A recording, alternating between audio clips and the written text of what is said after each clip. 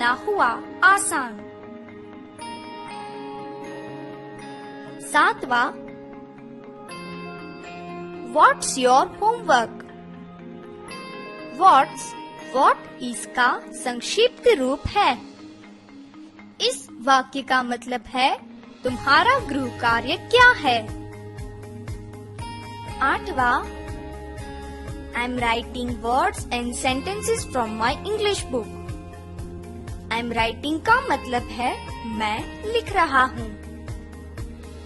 याद रखिए दोस्तों, जिस क्रियापद के अंत में ई हो उसे ing प्रत्यय लगाते समय ई निकल जाता है और बाद में ing प्रत्यय लगाया जाता है। तो चलिए इसके कुछ उदाहरण देखते हैं। टू राइड का मतलब है घोड़ा या किसी वाहन पर बैठना या सवार होना। He is riding a bicycle. इस वाक्य का मतलब है वह साइकिल पर बैठा है।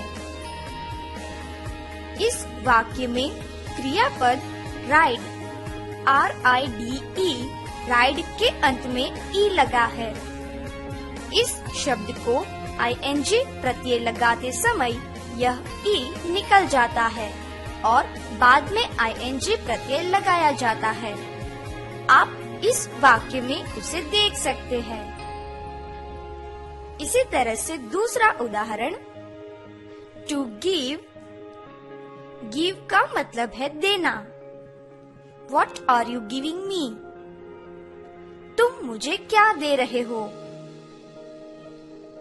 टू राइज का मतलब है उगना। The sun is rising.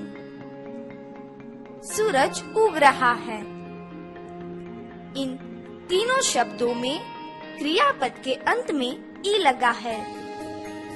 उसे ing प्रत्यय लगाते समय ई निकल जाएगा और बाद में ing प्रत्यय लगाया जाएगा।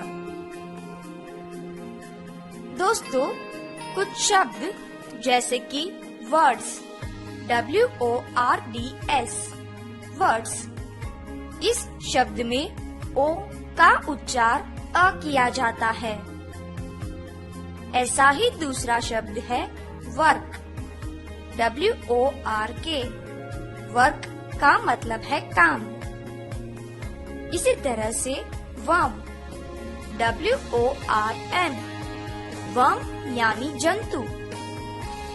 और जैसे कि हम जानते हैं दोस्तों, सेंटेंसेस का मतलब है वाक्य। याद रखिए, जिस शब्द के अंत में स, श, ज या फिर ज उच्चार हो उसके बहुवचन शब्द के अंत में इज का उच्चार होता है। उदाहरण के तौर पर चर्च CHURCH चर्च का मतलब है गिरिजाघर और उसका बहुवचन चर्चिज CHURCHES चर्चिज का मतलब है बहुत से गिरिजाघर। इसी तरह से दूसरा उदाहरण,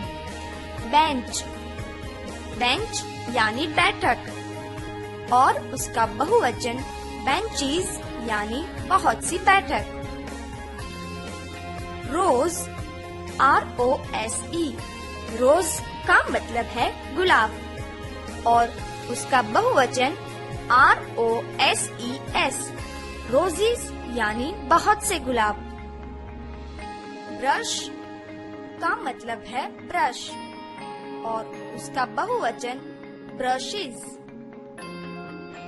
इन सभी शब्दों में क्रियापद s के बदले ES प्रत्यय लगता है। याद करिए दोस्तों, यह नियम हम आगे सीख चुके हैं। इसी नियम की इसके साथ तुलना करनी है। From का मतलब है में से। जैसे कि take the pencil from the drawer, दस्तान में से पेंसिल लो। Take the pen from the bag, थैली में से पेन लो। No are they many? इस वाक्य का मतलब है क्या वह बहुत सारे हैं? यहाँ शब्द और वाक्य की बात की गई है, इसीलिए हम कह सकते हैं क्या वह शब्द और वाक्य बहुत सारे हैं? याद रखिए दोस्तों, जिसे हम गिन सके उसके लिए मैनी MANY मैनी शब्द का उपयोग होता है, और जो न गिन सके ऐसा हो यानी समूह दर्शाता हो उसके लिए मच MUCH मच का उपयोग होता है। आइए दोस्तों, इस नियम को और अच्छे से समझने के लिए कुछ उदाहरण देखते हैं। Many boys, बहुत से लड़के। Many girls, बहुत सी लड़कियाँ। Many schools, बहुत से विद्यालय। Much water, water का मतलब है पानी। Much milk, milk यानी दूध। Much work, work का मतलब है काम। Much ink, ink यानी शाही। देखिए दोस्तों, बॉयज, गर्ल्स और स्कूल्स आदि को हम गिन सकते हैं, इसीलिए इसके साथ मैनी लगता है। वाटर, मिल्क, इंक, वर्क आदि को हम नहीं गिन सकते, इसीलिए इसके साथ मच लगता है। इस ट्यूटोरियल को देखने के लिए धन्यवाद। मिलते हैं अगले लेसन में।